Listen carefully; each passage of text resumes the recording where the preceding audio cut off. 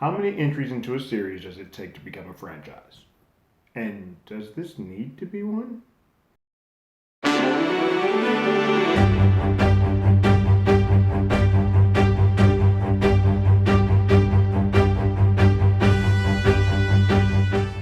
Hello, everyone. Terrence with Hollywood already did it. If you haven't already, go ahead, like, share, subscribe to the channel, ring that bell below. Anytime we have something, you will be among the first to know. I'm a Kingsman fan.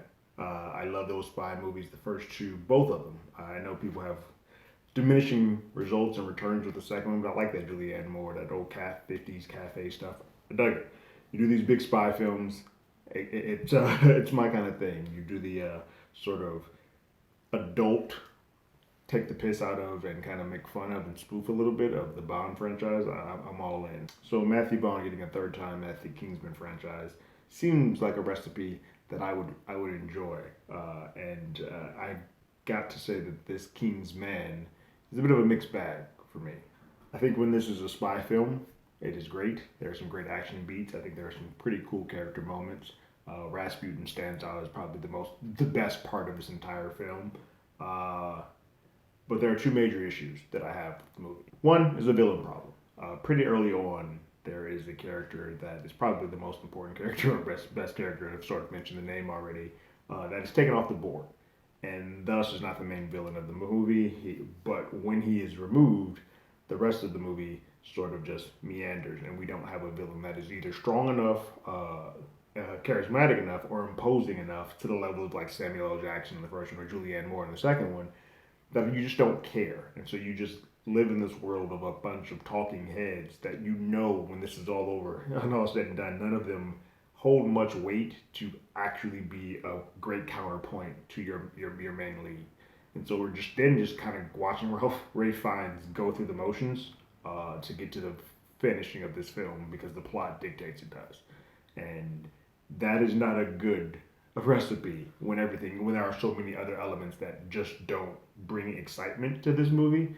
Um, Not having a villain that anyone cares about just weighs it down even more. The second issue that I have is the genre of this movie can't make up its mind, and it's not clear. I'm all for genre mixing. From Dusk Till Dawn is one of my favorite movies of all time. I think there's a way to do it and make it still entertaining and exciting. But this movie does the weird thing where it goes from war picture to spy movie, from war picture to spy movie, back and forth. And those two genres are so decidedly different from each other that when they are not the other, it weighs the rest of the film down. Spy stuff is super exciting, entertaining. War films tend to be these things that happen around war rooms, and you get a lot of talking heads, and it's very slow and meanderingly paced. I don't mind a war film if you spend all your time in that war film and you sort of give me the development of these characters and I care about these people and somebody getting home and whatnot. It works. When you're trying to go back and forth and you're trying to be half war, half spy, you don't get one enough time for the war stuff and the character stuff and those character beats to have, and you don't have enough time to do the fun action beats. So you get this mishmash where neither master is served well. Matthew Vaughn's a great enough director that when he does the action stuff, those set pieces, the finale of this film is fantastic. It's really good. It's what I've kind of wanted the whole rest of the film to sort of give me, other than a battle sequence towards the middle. You don't get that, and that's because he's sort of juggling these balls to do both genres of film. And while war films are so boring when not being completely delved into, it weighs the exciting moments that happen down. You sort of just get this muddled gook in the middle where there are some highlights to the film, but overall, not much to it that you're going to want to come back to. I'm not gonna lie, I'm a spy fan, so I am more interested in Matthew Vaughn doing a direct sequel to the first two Kingsmen, which I know is in the works. But so I think if you are more into that type of spy film, this film is going to leave a little bit of bad taste in your mouth. Whereas I think if you're just kind of like engulfed into this entire Kingsman world, you might get a kick out of this. You don't have any characters that you know from the previous stuff. You get a couple of lines here and a couple of nods to the legacy of this, and you definitely get those names that they all had. That we sort of learned that anyway. Are all placeholders or name like titles more so than they are the actual person. But none of the people that are in this one, the time is so far removed that there's none of the people that are in this one are the people that are in place when we get to the first Kingsman. So While it's a prequel so far away from those characters that you can watch one without watching the other and be perfectly fine. But on my scale of play it again, Sam, I didn't mind that. Once was enough, or give me a time stone so I never have to think about that film again.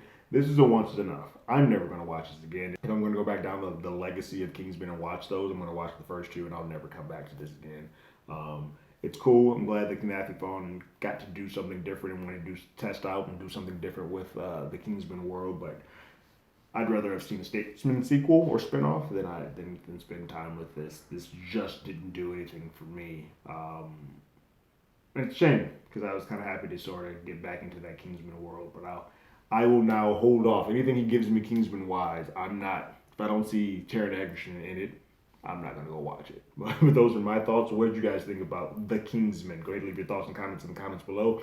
If you haven't already, you can follow us on Twitter at HollywoodADI. You can hit us up on email at HollywoodAlreadyDidIt@gmail.com.